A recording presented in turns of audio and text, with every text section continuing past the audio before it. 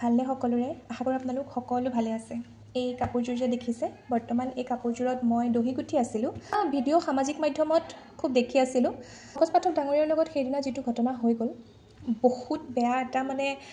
ঘটনা বুলি ক'ব লাগিব কাৰণ সামাজিকভাৱে কাৰোবাক অপদস্থ কৰাৰ অধিকাৰ তেনেকৈ অপদস্থ কৰাৰ অধিকাৰ বিশেষভাৱে কাৰো নাই সাধাৰণ এটা কথাৰ কাৰণে এনেকুৱা ধৰণৰ ব্যৱহাৰ যে কাৰোবাক আঁঠু কঢ়াই সামাজিকভাৱে আঁঠু কঢ়াই সামাজিক মাধ্যমত এৰি দি সামাজিক মাধ্যমত সেই ভিডিঅ'টো দি পেলাই আচলতে আপোনালোকে কি ভাবে বাৰু আপোনালোকৰ মতামত কি বাৰু সেইটো শুদ্ধ জানো সেইটো কোনো পধ্যেই শুদ্ধ নহয় কিছু সংখ্যক মানুহৰ এনে কৰ্মৰ কাৰণে এখন জিলাৰ নামটো সম্পূৰ্ণৰূপে আচলতে বেয়া হোৱা বুলি ক'ব লাগিব এটা কথা লক্ষ্য কৰিছেনে আপোনালোকে যেতিয়া আমাৰ অসমত এজন অসমীয়া ল'ৰা এগৰাকী অসমীয়া ছোৱালী বা এগৰাকী অসমীয়া মহিলাই যেতিয়া নিজে কৰ্মসংস্থাপন লৈ কিবা এটা নিজস্বভাৱে আৰম্ভ কৰে ব্যৱসায় কৰে চৰকাৰী চাকৰি এটাৰ ওপৰতে আশা কৰি থকাৰ প্ৰয়োজনীয়তা নাই যেতিয়া তেনেভাৱে কিবা এটা বস্তু হয় নহয় তেনেকৈ যেতিয়া কোনোবা আগবাঢ়ি যায় নহয় তেতিয়া আচলতে ইমান কিছু সংখ্যক মানুহৰ চকুত জ্বলা পোৰা কৰে ভাবিব নোৱাৰা ধৰণৰ আৰু সেই এজন মানুহৰ সফলতাক লৈ জ্বলি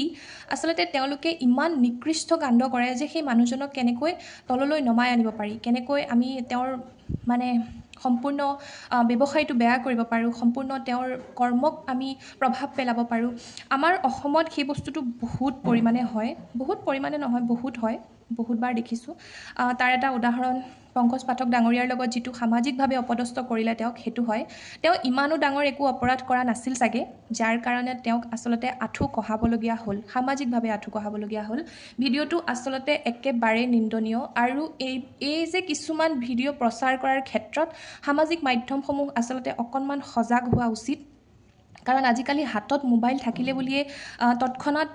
এটা ভিডিঅ' বনাই ভাইৰেল কৰি দিয়াটো কিমান এটা লাজৰ বিষয় চিন্তা কৰকচোন পংকজ পাঠক ডাঙৰীয়া আমাৰ দৰে এজন অসমৰ এগৰাকী অসমীয়া গতিকে তেওঁৰ কালি কেইটামান প্ৰশ্ন দেখিলোঁ এজনে আচৰিতে লাগিছিল দেখি পেলাই এজনে কৈছে যে তেওঁ GST পে' কৰিছে নেকি GST নিদিয়াকৈ তেওঁ কেনেকৈ এই ব্যৱসায়টো আৰম্ভ কৰিব পাৰে কিবা কৰিব পাৰে চিন্তা কৰকচোন তেওঁলোক আচলতে কিমান ফ্ৰাষ্ট্ৰেটেড হৈ আছে যে এজন অসমীয়া যুৱকে কেনেকৈ তেওঁ কৈছে যে তেওঁ দিনটোত ইমান লাখ টকা ইনকম কৰিলে তেওঁ চৰকাৰক GST পে' কৰিছে নেকি আপোনালোকে ভাবকচোন তেতিয়াহ'লে সেই মানুহখিনিৰ মনত আচলতে কিমান হিংসাৰ ভাৱ আছে সেই বহুতেই আমাৰ অসমীয়া জাতিটোক কেঁকুৰা জাতি বুলি কয় একেবাৰে সঁচা মিছা নহয় কাৰণ যেতিয়া এজন অসমীয়া যুৱক যেতিয়া এগৰাকী অসমীয়া যুৱতীয়ে নিজে কৰ্ম কৰি নিজৰ ভৰিত থিয় হৈ কিবা এটা কৰি আগবাঢ়ি যায় তেতিয়া আচলতে আন 10জন মানুহৰ ইমানেই জ্বলিবলৈ লয় তেওঁলোক যে তেওঁলোকে উঠি পৰি লাগে যে সন্মুখৰ মানুহজনক আমি কেনেকৈ তললৈ নমাই আনিব পাৰোঁ আৰু তলত ৰাখিব পাৰোঁ তেওঁ কেনেকৈ মনোবল আমি ভাঙিব পাৰোঁ কিছুমান বাহিৰৰ পৰা ব্যৱসায় কৰিবলৈ অহা মানুহখিনিক কিমান সমৰ্থন কৰে কিমান তেওঁলোকক গুৰুত্ব দিয়ে তেওঁলোকে যিটোকে কয় সেইটোকে শুনে তেওঁলোকে যিটো বিচাৰে তেনেভাৱে তেওঁলোকক অসমত দিবলৈ চেষ্টা কৰে সুবিধাবিলাক যাতে তেওঁলোকে ব্যৱসায় কৰিব পাৰে লাগিলে অসমৰ মাটিবাৰীয়ে তেওঁলোকক এৰি দিব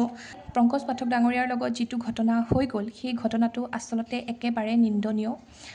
কেতিয়াও কাৰো লগত তেনেকুৱা ধৰণৰ ঘটনা হ'ব নালাগে বিশেষকৈ সামাজিকভাৱে যিটো অপদস্থ তেওঁক কৰিলে আঁঠু কাঢ়িবলৈ দি তেওঁ ইমান একো ডাঙৰ অপৰাধ কৰা নাছিলে য'ত আঁঠু কাঢ়িবলগীয়া তেওঁ পৰিস্থিতি হৈ গ'ল মহিলাগৰাকীয়ে তেওঁক ঔষধটো বিচাৰি আছিলে বটলত যিহেতু পংকজ পাঠক ডাঙৰীয়াই আগতো কৈছে যে সেই ঔষধটো মই তেনেকৈ দিব নোৱাৰোঁ কাৰণ চকুত বা ক'ৰবাত যদি আন ঠাইত লাগি যায় ছালত তেতিয়াহ'লে সেইটো অকণমান বেয়া প্ৰভাৱ পেলাব পাৰে গতিকে তাৰ পিছত বাৰে বাৰে তেওঁৰ ভিডিঅ'সমূহত তেওঁ কৈ থকাৰ পিছত আচলতে সেইটো কেনেকুৱা এটা মনোভাৱ যে মোক ঔষধটো তেনেভাৱেই লাগিব আৰু ষড়যন্ত্ৰ আপোনালোকে নিজৰ মাজতে নিজৰ ককাই ভাইৰ লগত যিমান কৰিব আচলতে আপোনালোকৰ নিজৰ জাতিটো সিমান ৰসাতলৈ যাব আশা কৰোঁ আগলৈ আৰু কেতিয়াও তেনেকুৱা ধৰণৰ ঘটনা নহওক কাৰণ একেবাৰে নিকৃষ্ট কাণ্ড সেইবিলাক আমাৰ জাতিটোৰ মানুহখিনি কিছু সংখ্যক মানুহ নহয় কোনেও কাকো আগবাঢ়ি যোৱা দেখিব নোৱাৰে কোনেও কাকো সমৰ্থন নকৰে কোনোবাই ভাল কাম কৰিলে তেওঁক কেনেকৈ অসন্মানি কৰিব পাৰি তেওঁৰ কেনেকৈ মনোবল ভাঙিব পাৰি সেইবিলাক আচলতে তেওঁলোকৰ মনোভাৱ লৈ চলি থাকে গতিকে সেইবিলাক দ্বিতীয় দিন নহওক বাৰু বাদ বাকী যিয়ে নহওক, ভিডিঅ'টো আচলতে যদিও মোৰ চেনেলৰ বিষয় লগত নিমিলে বিষয়, কিন্তু তথাপিও সমাজত